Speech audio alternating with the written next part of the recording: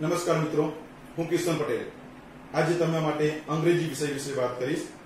આપણે ખબર છે હાલની જનરેશનને હાલે આપણા દેશની અંદર અંગ્રેજીનું ખૂબ જ મહત્વ રહ્યું છે। જો આપણને અંગ્રેજી ન આવડે તો આપણે પ્રગતિમાં પાછળ રહી જઈએ, જેના માટે આપણે અંગ્રેજી શીખવું ખૂબ જ આવશ્યક છે।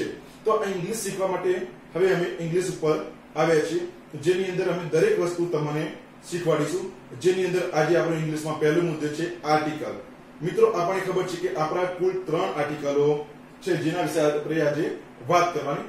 તો આર્ટિકલ્સ, એના મુખ્ય 3 આર્ટિકલ્સ એ એન ધ। મિત્રો, મોટા ભાગે બધાને આર્ટિકલ આવડતા હોય છતાં પણ એ આર્ટિકલ્સ ની અંદર જવાબની અંદર ભૂલો કરતા હોય, તો આપણે આર્ટિકલ વિશે વાતચીત કરીશું। તો સૌપ્રથમ પહેલો આર્ટિકલ એ। તો જ્યારે આર્ટિકલ વિશે શીખવું હોય તો ત્યારે આપણે આર્ટિકલનો જે શબ્દ હોય એની અંદર ઉચ્ચાર જોવામાં આવે છે, સ્પેલિંગ જોવામાં આવતો નથી। કોઈ પણ શબ્દ હોય એ શબ્દનો આપણે ઉચ્ચાર જોવાનો। ઉચ્ચાર અને સ્પેલિંગમાં ફરક મિત્રો। તો ઉચ્ચાર એટલે કે આપણે જે સ્વર આપણે બોલીએ છીએ એની અંદર આપણે બોલવામાં જે પહેલો શબ્દ આવે એનો ઉચ્ચાર કહેવામાં આવે। તો અહીંયા જોઈએ એ। તો એ ક્યારે આવે? તો જ્યારે ઉચ્ચાર શરૂ કરીએ ત્યારે વ્યંજન એબીસીડી ની અંદર આપણે બે ભાગ કરીએ, વ્યંજન અને સ્વર। તેની અંદરથી વ્યંજન જ્યારે આપણે બોલીએ કોઈ શબ્દ પર કોઈ સ્પેલિંગ નો ઉચ્ચાર કરીએ અને એ ઉચ્ચાર વ્યંજન હોય, વ્યંજન એટલે મિત્રો એ બી બી સી ડી એ બધા આપણા વ્યંજન। તો વ્યંજનનો ઉપયોગ થાય તો આપણે આર્ટિકલ એ મૂકી શકીએ। બીજું છે મિત્રો એન। તો જ્યારે કોઈ શબ્દ કોઈ સ્પેલિંગ નો ઉચ્ચાર કરવામાં આવે અને ઉચ્ચાર શરૂ થાય એટલે જે ઉચ્ચારો એ સ્વરથી શરૂ થાય તો આપણે એન આર્ટિકલ નો ઉપયોગ થાય। તો આપણા મિત્રો 5 સ્વર છે એ ઈ આર ઓ યુ, આપણે યાદ રાખી શકીએ એ ઈ આર ઓ યુ।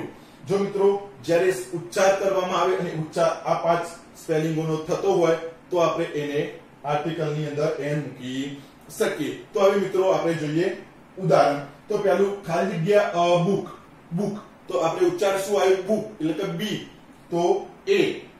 પછી ખાલી જગ્યા ડોગ, શું આવ્યું? ઉચ્ચાર ડોગ, ડી, તો ડી નો શું થશે? એ। તો આ બંને વ્યંજન હતા જેના કારણે આપણે આગળ એ મૂક્યો। હવે સ્વરના બે ઉદાહરણ છે। ખાલી જગ્યા ઓરેન્જ, ઓરેન્જ ઓ, તો શું આવ્યું? અ, તો ઉચ્ચાર અ થી શરૂ થયો જેના કારણે સ્વર ગણાય અને એના કારણે અહીંયા આવ્યો એન। ખાલી જગ્યા અમ્બ્રેલા, શું આવ્યું? અ, સ્પેલિંગ યુ છે મિત્રો, સ્પેલિંગ ની અંદર યુ પણ બોલાય અમ્બ્રેલા, તો એને પણ અંદર આવશે એન। તો આ મિત્રો આપણા પહેલા બે એ અને એન વિશે। હવે ધ। મિત્રો અહીંયા ઘણા બધાને ભૂલો પડતી હોય છે।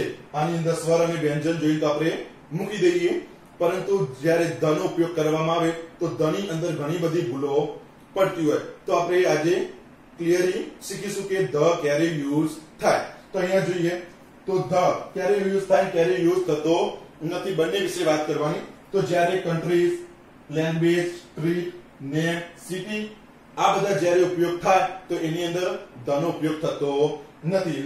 કન્ટ્રી એટલે કે કોઈ દેશ હોય, કોઈ ભાષા હોય, કોઈ ગલી મોહલ્લા હોય કે કોઈ નામ હોય કે કોઈ શહેર હોય। દાખલા તરીકે કોઈ પણ કન્ટ્રી લઈ લો ઇન્ડિયા, તો ઇન્ડિયાની આગળ ધ લાગતું નથી। લેંગ્વેજ તો આપણે હિન્દી, ગુજરાતી, અંગ્રેજી કોઈ પણ ભાષા લો તો એની આગળ પણ ધ લાગે નહીં।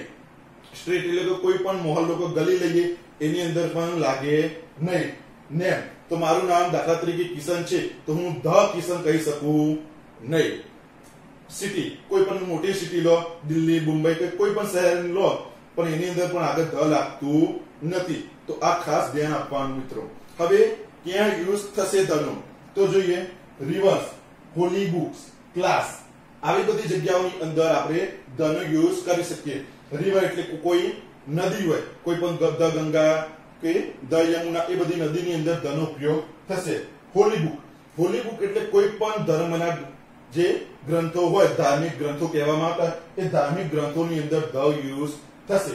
ક્લાસ, ક્લાસ એટલે કોઈ ગ્રુપની વાત કરીએ, જ્યારે કોઈ વસ્તુ એકની અંદર લેવામાં આવે તો એ ગ્રુપ બનતું નથી। દાખલા તરીકે આપણે આગળ ઉદાહરણ જોયું ડોગ, તો ડોગ ની અંદર આપણે મૂક્યો એ, કારણ કે ડોગ એટલે કૂતરો, કૂતરો એક જ છે, પરંતુ જ્યારે ગ્રુપમાં લેવામાં આવે ડોગ્સ ત્યારે એની અંદર ધ લાગે છે। તો આ રીતે આપણે મિત્રો હવે એના ઉદાહરણ જોઈશું। તો તો ખાલી જગ્યા યુએસએ. તો મિત્રો યુએસએ અહીંયા તો આપણે ઉપર ના પાડી કે કન્ટ્રીની અંદર ધ લાગે નહીં, છતાં પણ મેં અહીંયા ધ મૂકી દીધું. કેમ મિત્રો, ખબર પડી શકે તમને? તો ચલો જોઈએ યુએસએ ની અંદર ધ કેમ આવ્યું. આપણે જોયું તો કન્ટ્રીની અંદર આપણે ના પાડી. દાખલા તરીકે ધ ઇન્ડિયા કહી શકાય નહીં, ધ ચાઇના કહી શકાય નહીં, કોઈ પણ દેશની અંદર કહી શકાય નહીં, પણ યુએસએ ની અંદર ધ લાગે છે. કેમ? કેમ કે યુએસએ એક દેશ નથી, પણ એની અંદર ઘણા બધા દેશોનો સમાવેશ થાય છે, જેના કારણે યુએસ આગળ ધ લાગે છે, બીજા કોઈ આગળ ધ લાગતો નથી. ખાલી જગ્યા ડોગ્સ. અહીંયા મિત્રો જો ખાલી જગ્યા ડોગ્સ જેની આગળ ધ મૂકેલું છે. અહીંયા આપણે ઉપર જોઈ શકીએ કે ડોગ હતું, એક વચનમાં હતું, જેના કારણે આપણે એ મૂક્યો, પણ અહીંયા ડોગ્સ એટલે આખો સમૂહ, આખું ગ્રુપ આવી ગયું, જેના કારણે આપણે ધ મૂકી શકીએ. આવું મેન અને વુમેન ની અંદર થતું નથી. તો ધ મેન એવું બોલી શકાય નહીં, ધ વુમેન્સ એવું બોલાય નહીં. એની અંદર ડાયરેક્ટ મેન અને વુમેન નો ઉચ્ચાર કરવામાં આવે છે. હવે નદી. ખાલી જગ્યા ધ ગંગા. ગંગા મિત્રો આપણે નદી છે, જેની કારણે અંદર ધ મૂકી શકીએ. અને ધ ગીતા. ગીતા આપણો ધાર્મિક ગ્રંથ છે, જેની કારણે એની અંદર પણ ધ મૂકી શકાય. તો મિત્રો આ હતા આપણા આર્ટિકલ એ એન્ડ ધ. આની અંદર ખબર ન પડી હોય તો તમે અમને કહી શકો છો.